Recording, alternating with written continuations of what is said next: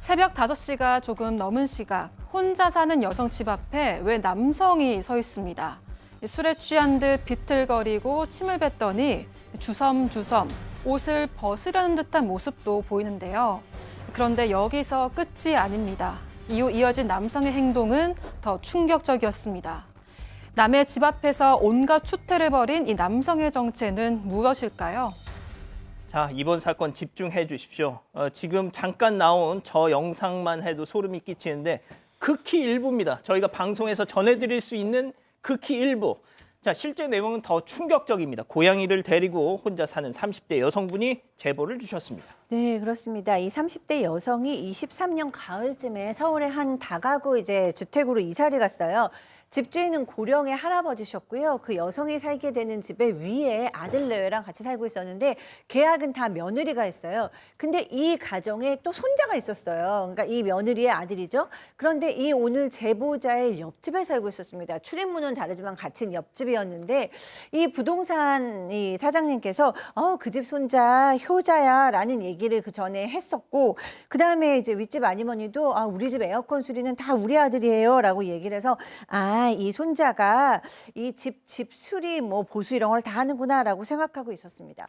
그런데 4개월 정도에 지났을 무렵에 새벽 6시 50분에 누가 노크를 했어요. 보니까 옆집 손자라고 하면서 지금 하수가 역류해서 배관을 좀 확인해야 됩니다라고 했다고 합니다. 아니, 집주인 손자가 임차인 집에 새벽에 배관을 봐야 되겠다고요? 너무 황당하잖아요. 그래서 이 문을 왔으니까 열어주긴 하면서도 아니 이렇게 이른 시간에 오면 어떡하냐 이렇게 불평을 했더니 그럼 다음부터는 연락을 하고 오겠다면서 연락처 교환을 했다라고 합니다. 그렇게 어찌어찌 집 안에 들어가서 배관을 보겠다고 화장실에 들어갔는데 종종 소식이었고 소리가 이상한 소리가 나는 거예요. 음란물을 트는 듯한 그런 소리가 났더라는 겁니다. 그래서 너무 불안해가지고 언제 끝나냐고 물어봤더니 갑자기 또 소리는 뚝 끊겼대요.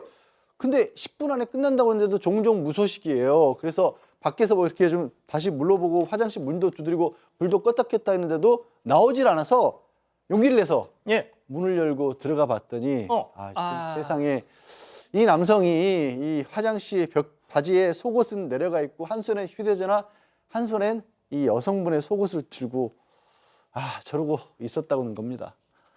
자, 지금 그 사진이 지금 나가고 있는데 자, 배관을 좀 봐야 되겠다면서 혼자 사는 여성 임차인 화장실로 가서 이상한 소리가 들리고 문을 열어봤더니 결국 저 짓을 하고 있었다.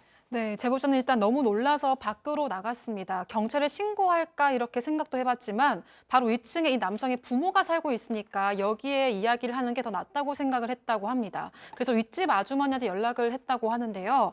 그랬더니 아주머니는 울면서 다시는 이런 일이 없게 하겠다. 반송을 쓰게 하겠다. CCTV도 달아주겠다. 너무 미안하다. 원래 이런 애가 아니다면서 무릎을 꿇고 빌었다고 합니다. 아주머니 말로는 아들이 당시 만취 상태였고 당시 상황을 하나도 기억하지 못한다고 했는데요. 하지만 제보자가 보기에는 말투나 행동이 너무나도 멀쩡했다고 합니다. 어쨌든 제보자는 너무 놀랐고 황당하긴 했지만 그래 실수할 수 있지 이렇게 생각하면서 재발 방지 약속을 받고 또 이런 일이 있으면은 경찰에 신고하겠다고 경고를 했다고 합니다. 그 이후에 CCTV도 설치를 했다고 합니다. 자, 그러고 나서 아무 일도 없었다면 저희가 이걸 전해드리지 않겠죠? 자, 이 가해 남성 제보자와 동갑 30대였습니다. 그래, 봐주자. 자, 그런데 이로부터 한 달도 채 지나지 않아서 이른 새벽 또 누군가 찾아옵니다. 당시 CCTV 영상과 함께 제보자 얘기 들어보시죠. 죄송한데 이거 드리고 싶어가지고 아이스크림만 들고 갈게요. 저번에 죄송해서 너무 죄송했어요. 이 사람이 진짜 반성 안 하고 있구나 라고 생각한 게 아이스크림 1+1에 파는데 그거를 사면서 저한테 사과를 하고 싶어서 하나를 주고 싶었대요. 카메라에 흔들면서 그렇게 보여주는데 저는 그게 더 공포였거든요. 교수님, 새벽에 1+1 아이스크림 들고 왔어요. 새벽에. 미안하다면서. 네, 조금도 미안한 게 아니라 지금 약도 올릴 겸 또 무슨 검은 마음을 가지고 왔는지 지금 좀 모르겠지만 하여튼 좀 위험하기도 하고 좀 이상한 사람입니다. 어쨌든 제보하신 분이 저 남자를 당연히 안 보고 싶을 거 아니에요. 그래서 그 어머니께도 말했어요. 다시는 보고 싶지 않으니까 직접 사과도 하지 말게 해라. 그랬더니 그 어머니께서 다시는 눈에 띄지 않게 하겠다라고 하면서 이제 반성문도 막 전해주셨어요. 그래서 같이 사는 뭐 사람들이니까 그냥 한번 믿어보자. 그러고 믿고 있었는데 한 달도 지나지 않아 이런 일이 벌어진 겁니다. 또 새벽 6시 56분에 와가지고 저렇게 사과하고 싶다면서 아이스크림을 이렇게 보여주는 거예요. 그랬는데 너무 화가 나가지고 한마디 하려고 사실은 문을 열었대요. 한마디 하려고 확 열었는데 막상 얼굴을 보니까 몸이 딱 붙더라는 아이고. 거예요. 공포 반응이 일어난 거죠. 네, 그래서 이제 그때 아이스크림을 받고 딱 문을 닫았는데 그날부터 뭔가 공황장애 증상도 일어나고 잠도 못 자겠고 막 우울하고 머리도 아프고 이런 증상이 시작됐다고 합니다. 자, 그런데 또 찾아왔습니다. 또 이번에는 이런 행동까지 했다는 거죠. 체크포인트 짚어보죠. 자, 혓바닥으로 직접 들어보시죠. 그 약간의 발소리가 문 앞에서 들리는 느낌이 나서 CCTV 키니까 저희 집 앞에 사람이 있는 거예요. 문이 덜컹덜컹하는 문을 여는 소리가 들리더라고요. 이분이 바닥에 침을 뱉고 문을 열려고 하고 바지를 내리고 너무 무서운 거예요. 진짜로 만약에 들어오면 어떡하지? 마스터키 같은 게 있으면 어떡하지? 공포스러운 상황이었고 제가 누구세요? 라고 물어보자마자 갑자기 그 인터폰 쪽에 혀로 막 핥는 거예요. 카메라를. 그때부터는 너무 충격이 와가지고 그때 이제 눈물이 나더라고요. 제가 저 영상, 지금 나오는 영상을 원본 영상으로 봤는데 제가 오늘 저녁을 그냥 건너뛰기로 했습니다.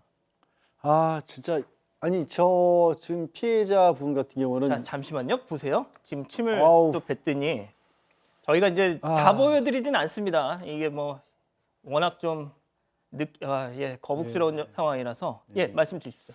그러니까 이게 2월에 그랬죠, 3월에 그랬죠. 이게 이 지금 보시는 경우는 지난해 7월 22일이었답니다. 그러니까 앞에서 두 번의 문제가 있었기 때문에 이 피해자분은 밖에서 뭐 작은 소리만 들려도 깜짝깜짝 놀래고 잠도 제대로 못 들고 그런 상황이 났다고 하는데 또 7월 22일 날 새벽 5시에 또 찾아온 겁니다. 거기서 문 내리려고 하고 비밀번호 누르고 덜컹덜컹하고 그렇게 이 난리가 난 겁니다. 뭐 침도 뱉기도 했다가 바지를 내리고 또 어떤 행위를 하기도 했고 그래서 너무나 그때부터 공포에 떨었다라는 겁니다. 혹시라도 집주인 손주니까 마스터키 같은 거라도 있으면 어떡하나 이런 상황을 겪고 있다가 정말 참다가 15분이 지나서 이 용기를 내서 누구시냐고 그렇게 물었대요. 소리가 났을 거 아니에요. 그랬더니 지금 보시는 것처럼 카메라를 혀로 핥았다는 거예요. 이건 참 그래서 이 제보자분은 바로 경찰에 신고를 했고 저게 CCTV에 고스란히 녹화가 돼 있었을 거 아니겠습니까? 증거가 명백했기 때문에 현행범 체포가 됐습니다.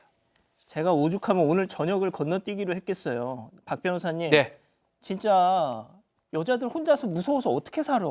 야, 이게 너무나 공포스럽지 않습니까? 집주인 손자가 와서 마스터키 같은 게 있어서 들어올 수 있다는 게 그 공포감이 있다는 거잖아요. 그것 때문에 사실은 더 무서웠을 것 같습니다.